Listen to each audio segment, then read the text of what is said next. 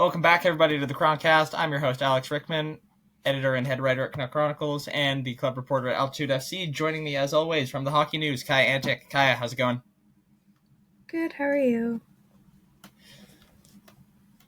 So let's just get right into it. The Canucks last night... Wow. The Canucks last night were on the ice for 60 minutes. That's about how I can describe it. Do you want to have a shot at unpacking this game? Because, wow.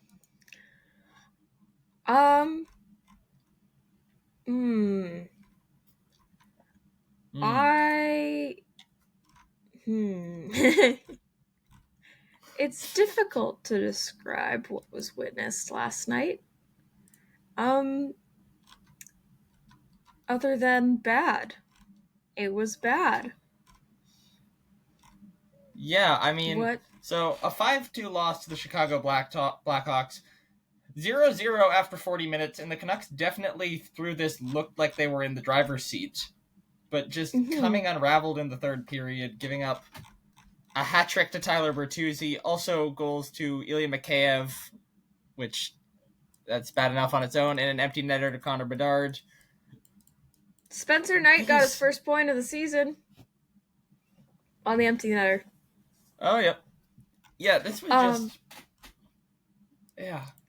Yeah. In a game where you have 45 shots on net, you would hope. But alas, no. There was a disallowed goal. Yeah. You'd hope that one of them would go in before there were 5 minutes left in the game and you were already down by 4. Yeah, no. You would hope, but this Canucks team is cursed, so... Yeah. I mean, And I mean, the goals they were giving up, particularly the goals to Tyler Bertuzzi, were egregious to me just because they were the exact same goals scored twice. His first two. Just leaving him wide open at the side of the net. If you leave anyone open in that position, they're gonna score. I mean, I understand why they were, social distancing from him. But honestly, come on, dude. This was just one of those games. This was just one of those games that makes me lose so much faith in this team in one outing. Yeah. Just the way they were handling themselves, the way the penalty kill was operating, the way that defense is supposed to be the way this team is built, and they just simply were not defending. Meanwhile, our forward core has not been good enough at all and continues to not be good enough. What are we doing here? What makes the front office look at this team and go, yes, we need to keep buying. We need to go for it with this team. Because playoff revenue. Playoff revenue. That's it. This game last night. Yeah, no, definitely. Man, so tight. This game last night was really one of those games where, you watch it and you start to, you just lose hope. This was just one of those games that killed so much hope that I had for this team, of the small bit of remaining hope that I had left. This just feels it feels directionless, and it feels like we stopped contending. We started going into a rebuild, air quotes, God knows how long ago. Teams that started with us are getting ready to, or even starting to contend now. Meanwhile, we're probably going to give up a lot of young assets for Pavel Zacha to just come and be a Band-Aid solution or something like that. Yeah.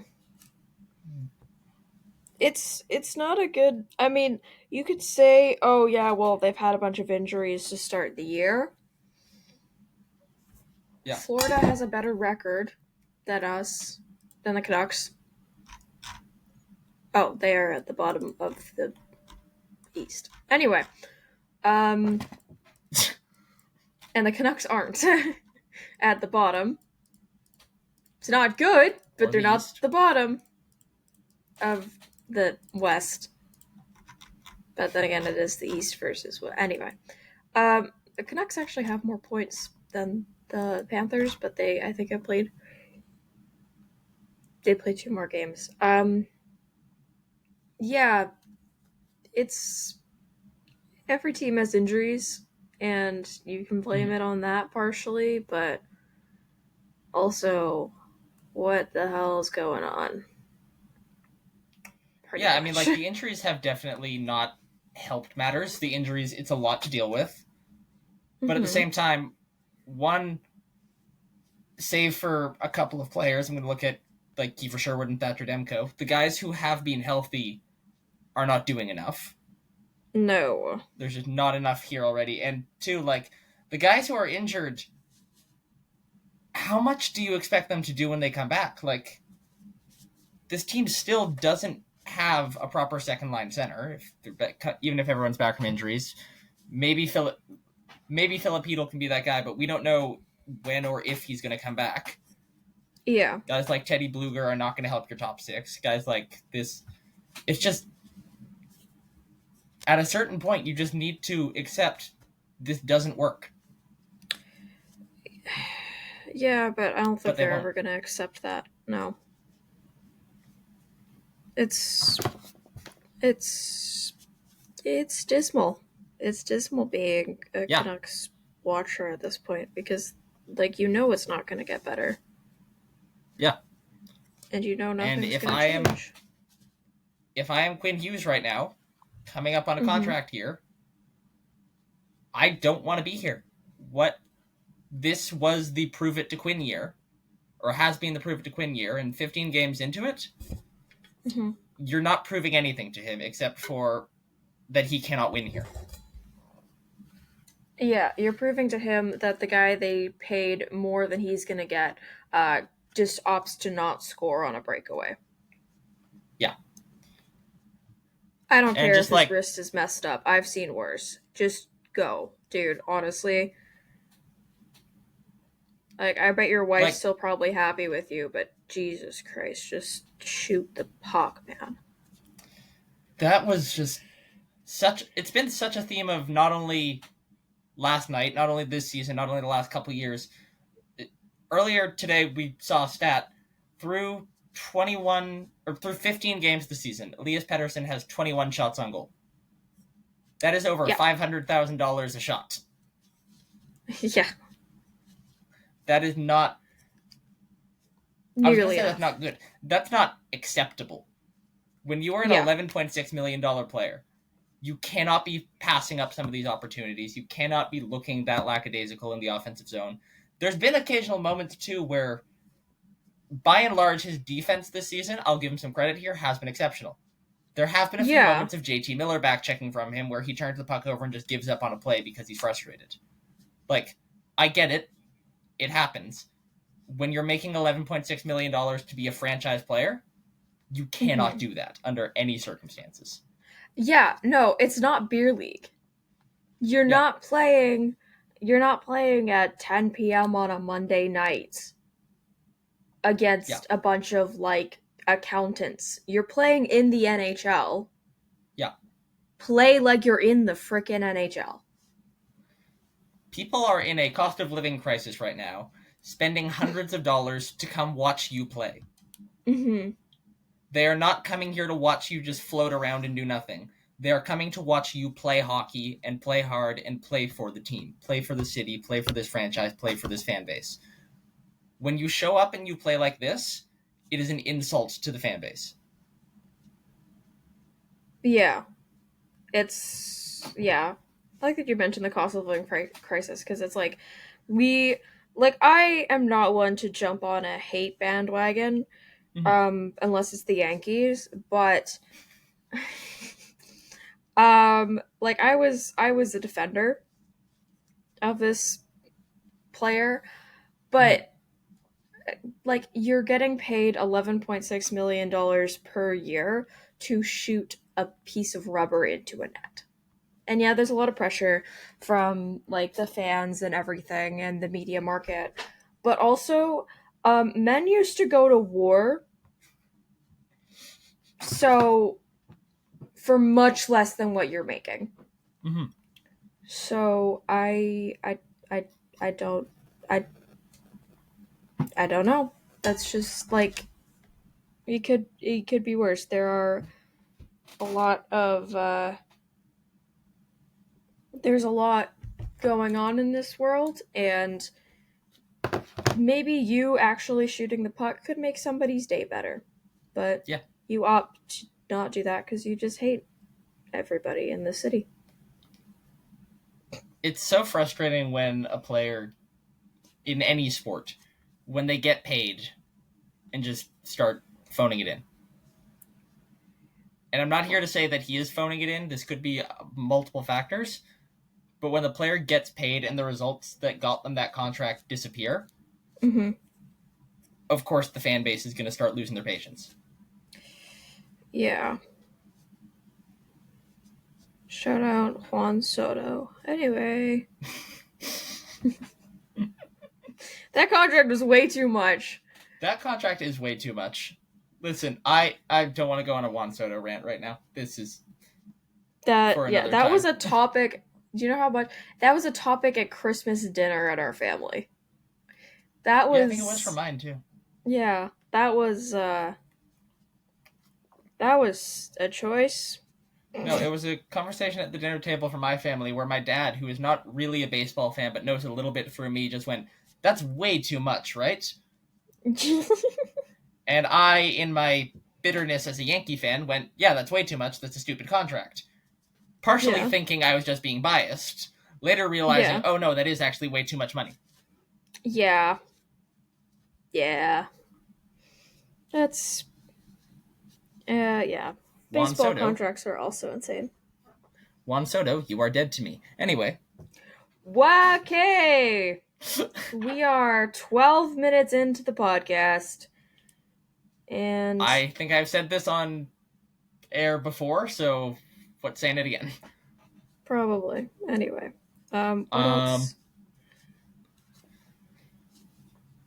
Is there to talk about with the Canucks? I'd like to touch on Lucas Reichel a little bit. This was not planned, but it's just kind of come to me. Through these first couple games, he is like definitely showing flashes, but we haven't gotten any results yet. No. I completely forgot he played for the Canucks, to be fair. I'm in a situation where I both really want to see us move him to the wing because I feel like putting him as a winger rather than a center and taking some of that pressure off him would do a lot. Mm-hmm. But also, who the hell do we put at second line center in that situation? Archdeep Baines. He's ready. He lost his stick in the offensive zone last night. Second line center. Oh god. That Archdeep Baines he lost his stick along the boards. That was like, oh. Because I watched a lot of junior hockey. I was just like, oh, okay. Go back to the Red Deer days, eh? Anyway. I've also been a big Tyler Myers defender in recent years, but last night was a rough one for Myers. Yeah. I don't know. Myers, by and large, I think he's been fine this season. Just last night was... and large. Sorry. But yeah, just last night, really tough game from Mizey. He stole my goat. Chaos Giraffe will be back. He'll be okay. But just like, that was... I love Unk. That was a tough watch. Let's come back to... Let's talk about Ovi. Oh, yeah. He scored 900 goals. In a single game. In a single game. Speaking of Unk, yeah, he got to 900. The question is now, does he stay to get to 1,000?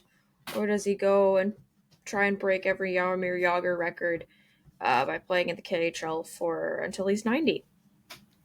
I mean, I think this is his last NHL season. Mm-hmm. I could well be wrong. Nobody really knows right now, but I think after this year he goes back to the KHL, plays a year or two for, I think it was Dynamo Moscow. Yeah, because he's from there. Yeah. And I think that's where he went during the lockout, if I'm not wrong. That sounds right, because I remember Backstrom joining him. Yeah. If I'm not mistaken. Yeah, yeah. So we'll that tracks. see what happens there, but just... 900 goals is just crazy, and to see what he's still doing at this age. Yes. With how long he's been in the league. Yeah, he just turned 40. Yeah. He just turned 40, Moscow. And he eats, Subway sandwiches and a giant heavy plate of pasta before every game. Yeah, he played for Moscow Dynamo. Yeah, okay. Or Dynamo Moscow. Yeah. Yeah, just, the longevity of him, and, of course, you can't mention Ovechkin without mentioning Sidney Crosby in this conversation, too. The longevity from these two guys, just next level. Mm-hmm. Ovechkin had 106 points in his rookie NHL year. Jeez. That's, no wonder he won the Calder. Really? Well, yeah, didn't he win it? He won it over Crosby because they were in the same year. Yeah. They were in the same year because of the lockout. Crosby had 102, okay? Oh, so Ovechkin was miles ahead.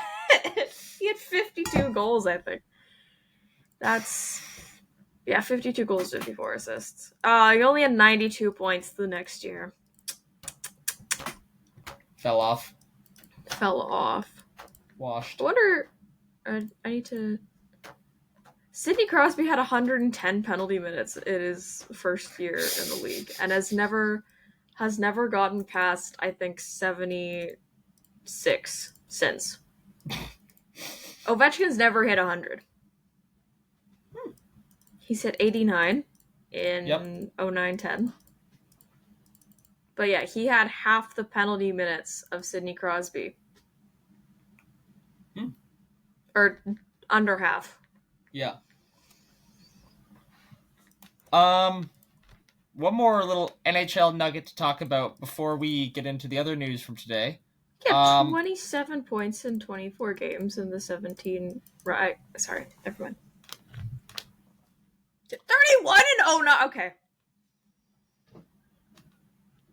Sidney Crosby's not human. Can I mention the other news? Oh, yes, sorry. The St. Louis Blues tonight are expected to healthy scratch Jordan Kyrou. So through 14 games this season, Kyrou has scored 4 goals and put up 8 points. Now going to be watching from the press box. Is he about to have to learn Quebecois? So trading him to the Avs?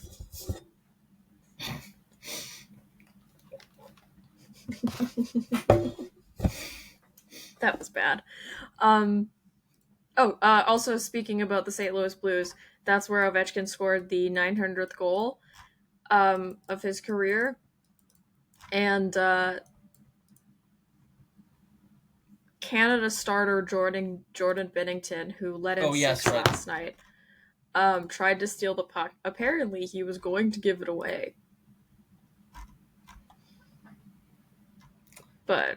Yeah, I remember before the Canucks game, I was watching the highlights of this on the couch with my mom, and we were both laughing at him just putting the puck down his pants. Yeah, down, what? And trying to skate off with it.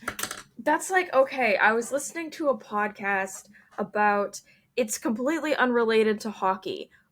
It was about Osama bin Laden's hard drive and what the CIA found on it. Behind the Bastards, one of their first episodes, great show. But they're talking about how a guy in Germany, it was an Austrian dude in Germany going through the border, and he, to hide a bunch of video files, put them down his pants. And it made me think of that moment, because they're like, if you put anything down your pants, it's probably you don't want them to find anything about it, right? Yeah. So that's what Binnington was doing, essentially. He only let in 4, and then they pulled him. He let in 4 goals on 15 shots. Suboptimal. Canada starter. Jordan Kyrou's only a -2. Jordan Kyrou has not been bad this season. Oh. There was there are 2 players that were a -3. One was Oilers legend Dylan Holloway. Yep.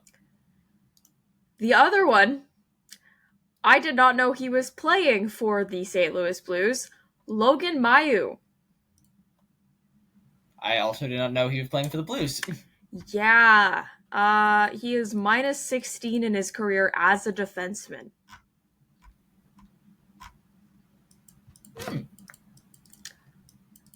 So, yeah, just really needed him, hey? Anyway,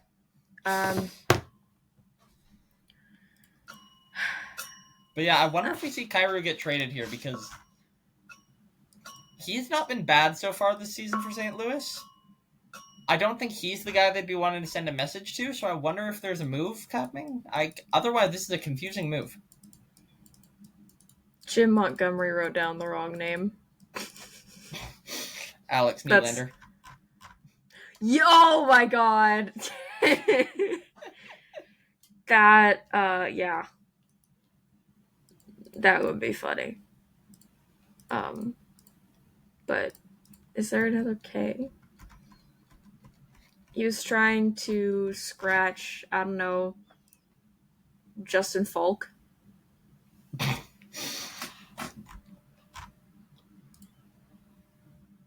Justin Falk is 6 games away from 1,000. Wow. Future Canucks Kadri played his 1,000th game the other night. Oh, yes. Congratulations, Kadri. Yep. Welcome to Vancouver when we inevitably give up too much for you.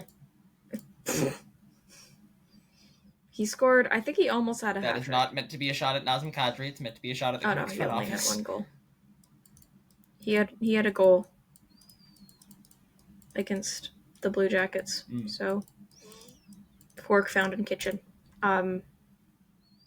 The Flames actually had 2 goals in the first 92 seconds. Forgive me. Yeah, that's it. Yeah. Who was at net? It was Jet Greaves, who is 24 years old. That's a baby. That's a baby when it comes to goalies. Am I wrong? No, you're not. I'm just wondering, should we move into the final piece of hockey news? Oh, yeah, sure. What is it? Oh, yeah, right. PWHL. The season starts in a couple weeks. The players have to report for training camp by tomorrow. Training camp is next week, for Vancouver, at least. They've announced the names for PWHL Vancouver and Seattle, so we could stop calling them PWHL Vancouver and Seattle. I have something in my eye. Anyway, it is the Vancouver Goldeneyes, which apparently is a bird. I didn't know that. It's a creepy looking bird. Isn't it like a duck? It looks like a duck, but it looks like a duck on like LSD. What is... The eyes are yellow. Which, I mean, that's why it comes the golden eyes, but it's honestly scary.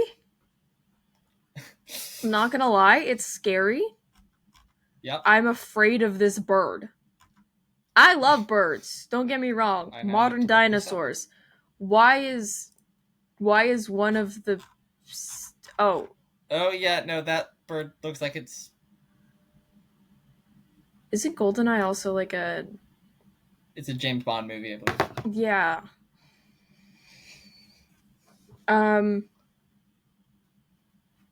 It's a terrifying bird. Seattle's is Torrent, which people immediately went to, like, pirating software, when it's actually, like, something related to water, which I thought it was when I first heard the name. I was like, okay, what is it? torrent. Okay, so that's water stuff. It's not exactly.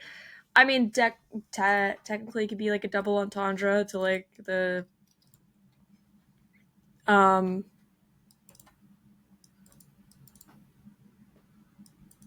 tech industry in Seattle, which has produced a number of important companies like Microsoft, like Amazon, like Ocean Gate. And but yeah, it means violent, fast-flowing Costco. stream of water. Costco? Costco's from Seattle. Oh! Yeah. I Or, didn't well, know Kirkland, that. but Kirkland's a suburb of Seattle. That's why it's called Kirkland Signature. Yes. Oh, wow. The more you know. Anyway. The Chroncast. Come for the hockey, stay for the education. Stay for the education. Costco, I love Arbor Jackeye. Arbor Jackeye reference. Yeah. My favorite Albanian. Anyway, a lot of people aren't sold on the name. I like it. I'm not gonna lie.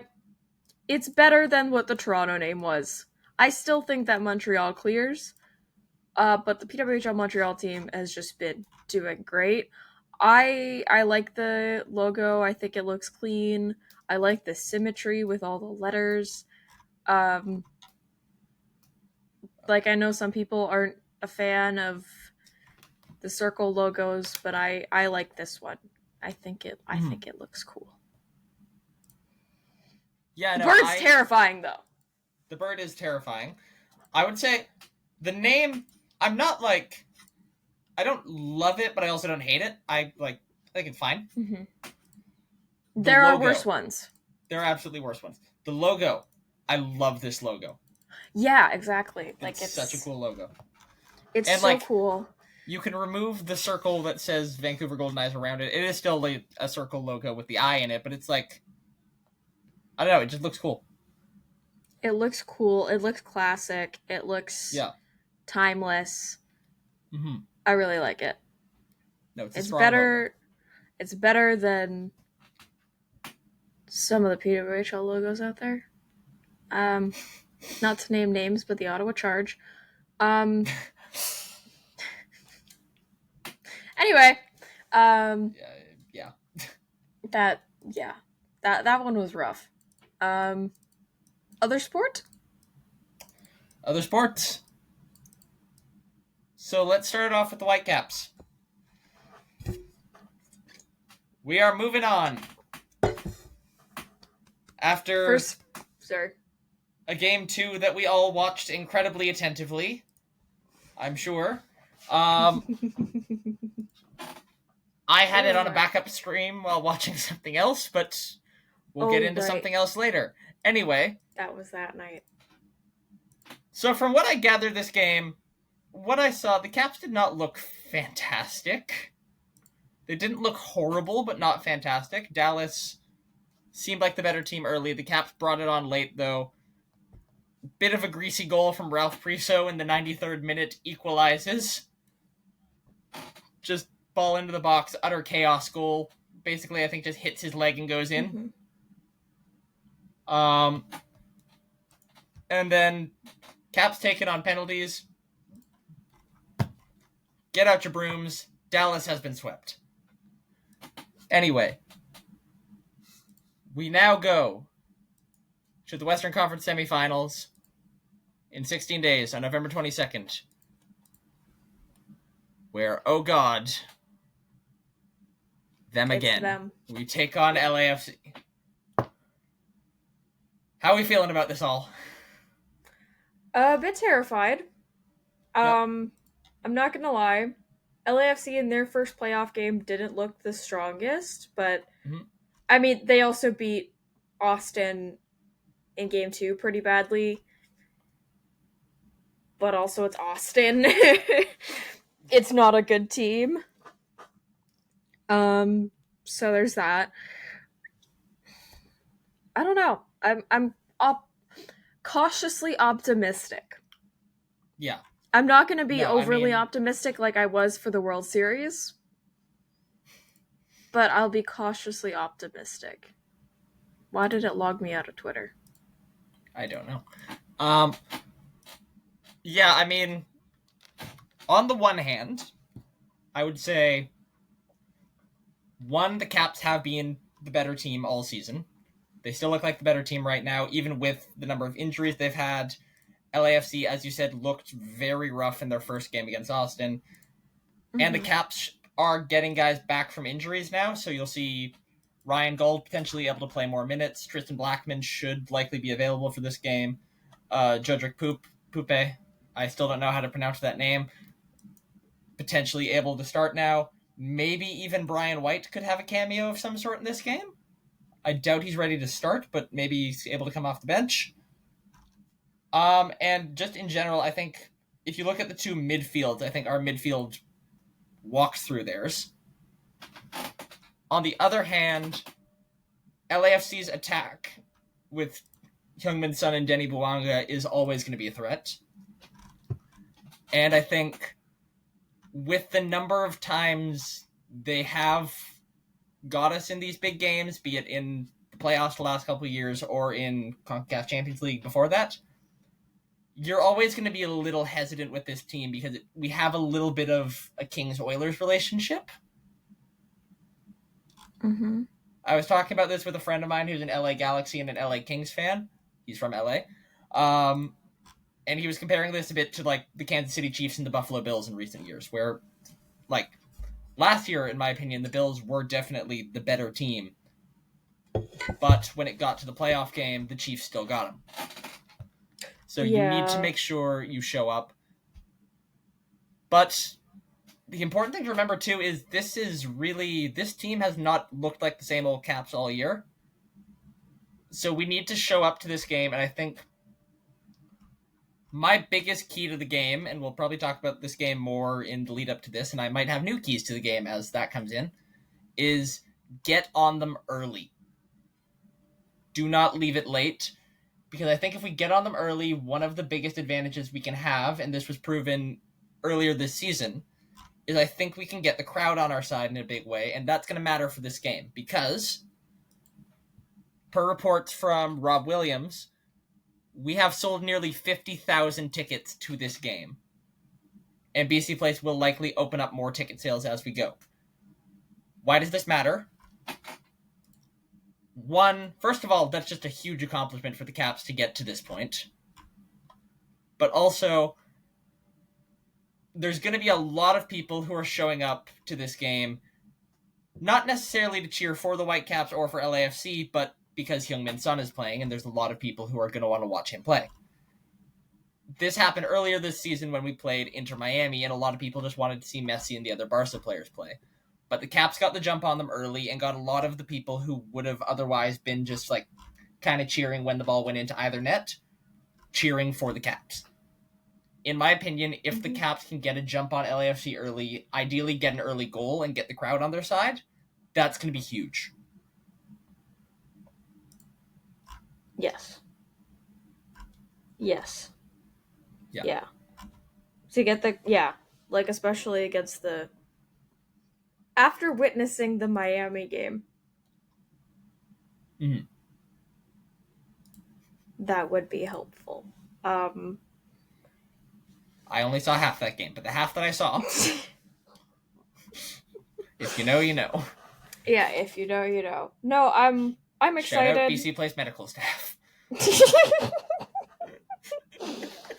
I'm excited, but yeah, cautiously optimistic. Because LAFC are still a very good team.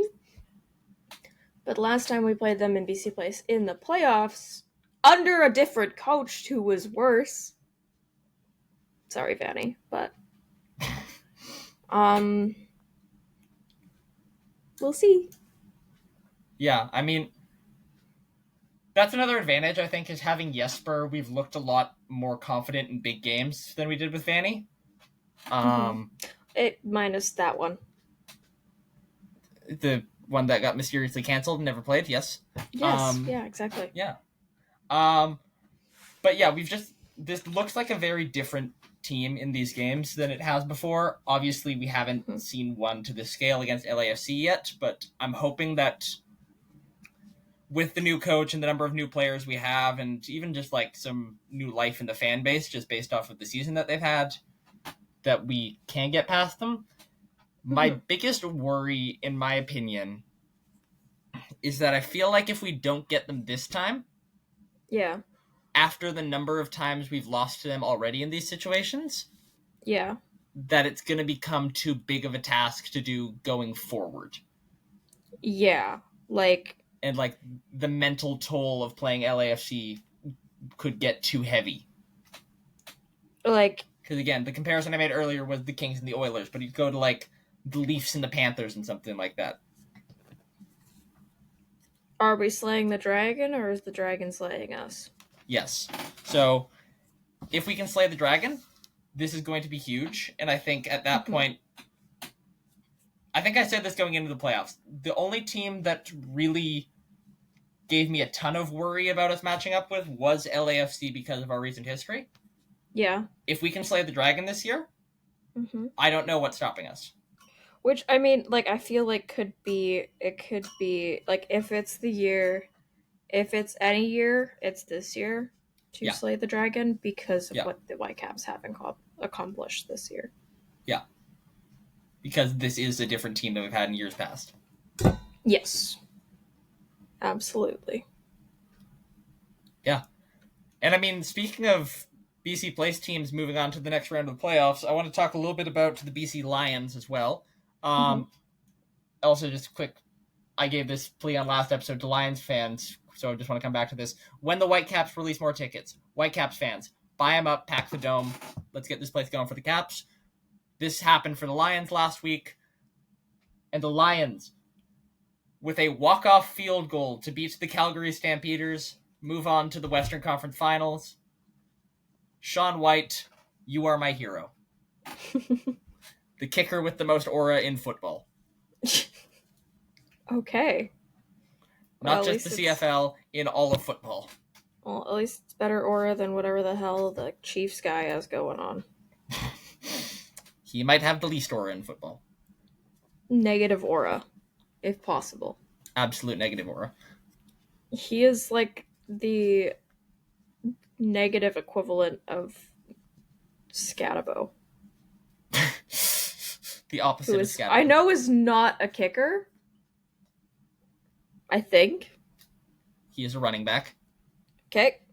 I don't know football. If a kicker started guess. If a kicker started running into things like Cam Scatabo, we have a problem. That's exactly what I was thinking. I was like, he's not a kicker. I know that. But yeah. God, I despise the Kansas City Chiefs. But yeah, now the Lions going to Saskatchewan, taking on the Riders this weekend for a spot in the Grey Cup, and the chance to win a trip to Winnipeg, which I know everybody wants so much.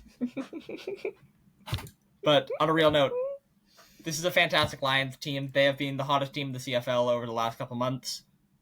Tune into this game. Back the guys. Let's get the win. Yes. Now let's get the one you didn't want to talk about out of the way.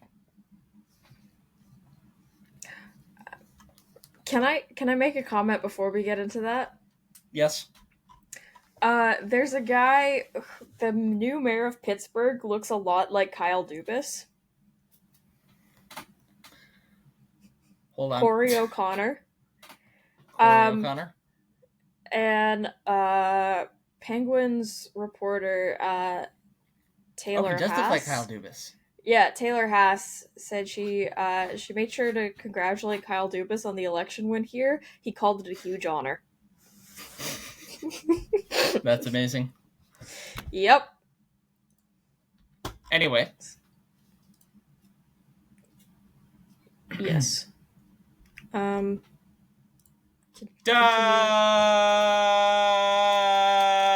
Jays lose.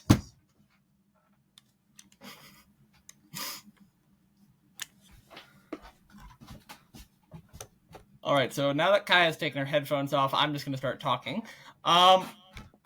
First of all, I just want to say what a series this was. This was one of the best World Series I've watched in a long time.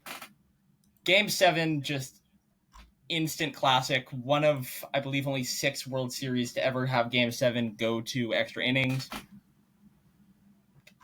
I have not stressed watching a baseball game like this in a long time, so I'm just amazed at that game. This entire series, just incredible baseball on both sides.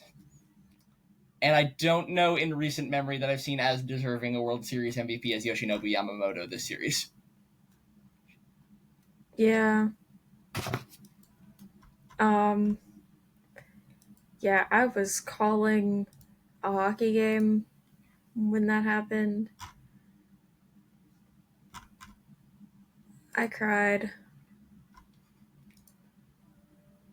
It was not good. It was not a good time.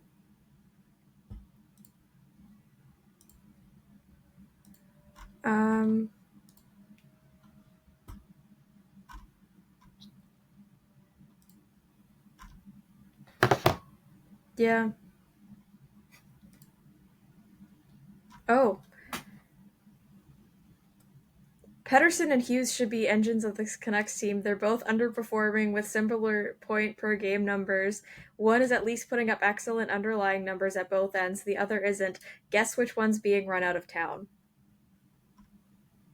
Sorry, say that again, please. Pedersen and Hughes should be the engines of this Canucks team. Yep. They're both underperforming with similar point per game numbers, 0.67 versus 0.73. One is at least putting up excellent underlying numbers at both ends. The other isn't. And guess which one's being run out of town?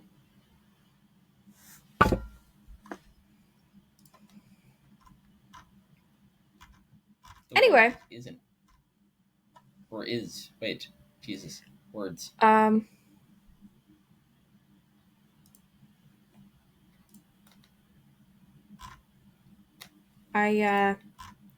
one that's being run out of town by the fans, not by the, Yeah. They're both kind of getting run out of town here. It's just like... One of whom wants to be here. Sort of. Ish. Yeah. I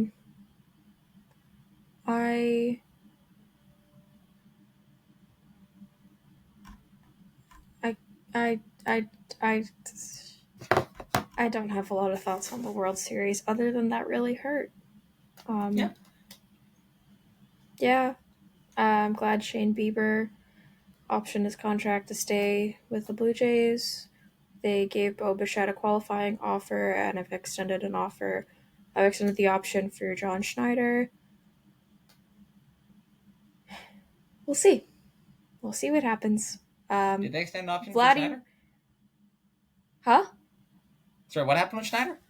John Schneider, the coach. Yeah. I know Schneider. Yeah. The Blue Jays pick up the option on John Schneider for 2026 and are talking about the potential of that being longer.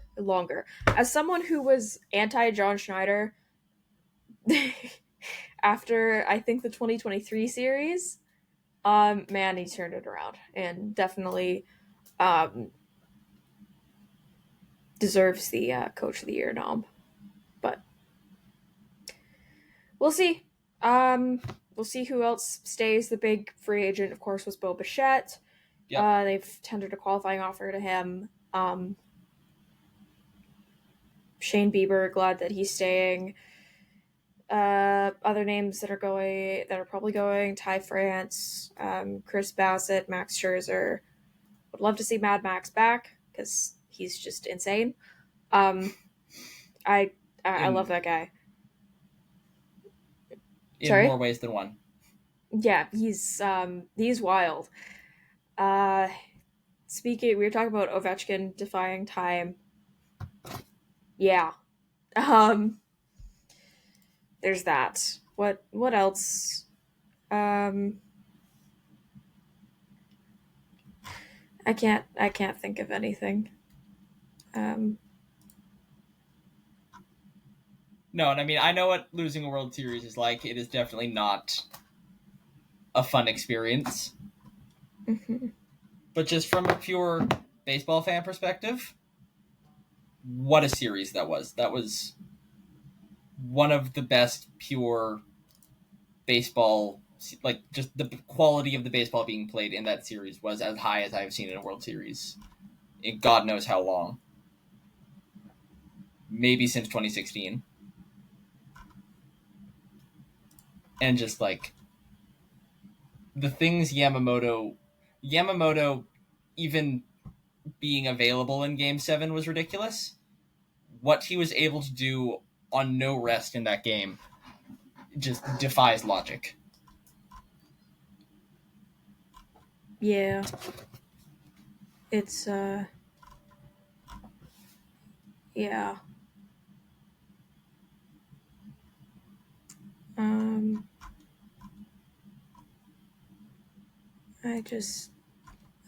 I just, yeah.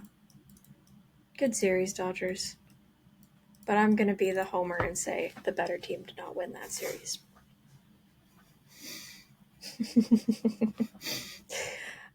Football? Did we talk about football? We talked about the Lions. We talked about the Lions, not the NFL. Trade Did you deadline. want to talk about award nominees, or do you want to just skip that? Because you mentioned earlier. Right, yeah. I skipped that. I didn't formulate my points. That? Okay, cool. Yeah. Anyway, there were award nominees. Mm-hmm. Cal Raleigh for MVP. Anyway,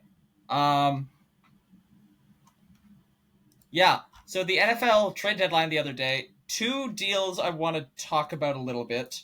One, what I'm going to call I was going to use a word that I'd have to edit out. The holy deal of the day. Mm-hmm. The New York Jets trade Sauce Gardner to the Indianapolis Colts. So it looks like the Jets are entering their, I want to say, 10th consecutive rebuild.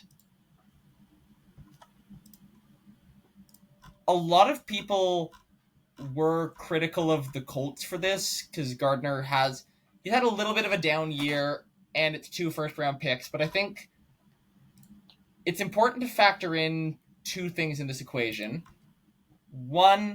3 things, in fact. 1, those will be late first-round picks with how good of a team the Colts are. 2, Gardner in their system, as opposed to being a New York Jet, I think will do a lot better. 3, the team making those picks is the New York Jets. Mm-hmm. It's not like they're going to get anything out of him anyway. It's a bit like trading first-round picks to the Vancouver Canucks in that, yeah, you're sending them a first-round pick. They're not going to do the right thing with it.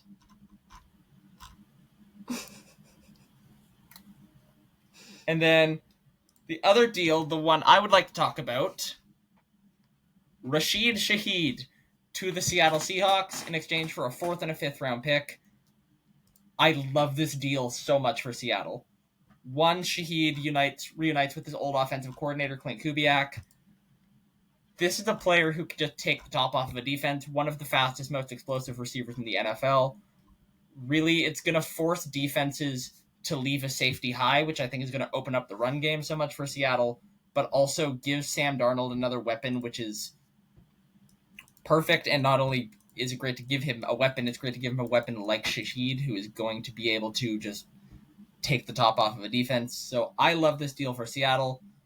Would have maybe also liked to see us get another offensive lineman, but in-season moves for a guard are always going to be a challenge.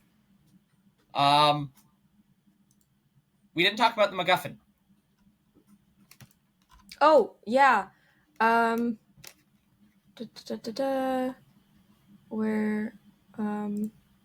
Where did I put it? I closed the tab because we stopped talking about hockey. Oops. Philadelphia Flyers. They hold the MacGuffin once again. The first team to repeat this season. after beating Montreal in a shootout in an insane game that I watched. That was I watched the third period and the extra time, but yeah, that was a wild game. I've really wanted Rick Tocchet to lose that one. But yeah, off of Trevor Zegras' goal in the shootout, because yeah, whatever. It's greasy like his hair. Anyway, um, the loser MacGuffin is being held by the St. Louis Blues, who the Canucks play.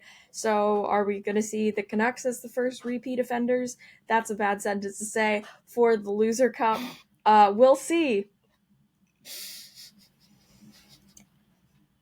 I was about to say something else, but my lawyer has advised me not to comment anything else.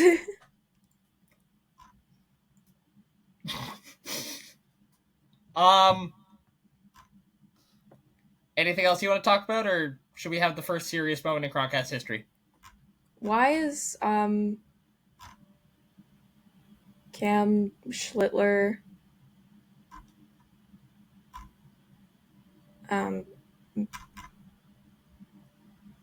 talking bad about Blue Jays fans?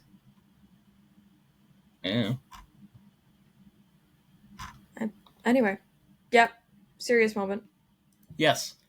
So, anyone here who, I don't know if I've mentioned this on the show or not, decent chance I have, at least in some iteration of the podcast. But if you don't know, I'm half Jamaican, and if you haven't been following the news lately, Jamaica has just been hit by a very bad hurricane, one of the worst the island has faced in years, possibly ever. Massive damage. If you don't know, Jamaica is also the second poorest island in the Caribbean, so there's really not a whole lot of resources to go towards rebuilding and keeping people afloat while this damage is being done.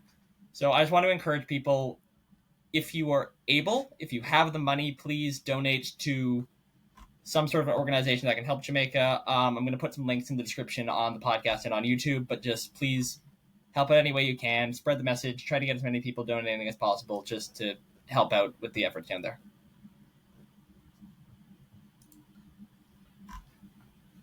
Yes. Yeah. Anything else to touch on this week, or should we wrap things up? Elias Pettersson had a great save last night. That's all I'm gonna. He did have a good shot block. Yes. Say. Yeah. Yes. Yeah. I don't have any more thoughts. I need a coffee. That's where I'm at. Same. It's coffee time. Coffee time. So on that note, we would like to start to wrap things up. Thank you everybody for listening. If you want to check us out on social media, you can follow us at Nux Chronicles. Please like the show. Please follow the show on Spotify, YouTube, wherever it is you're listening. Thank you to Helmut Marko. Have a great rest of that ending got away from me. Oh well, we're wrapping up anyway. Bye.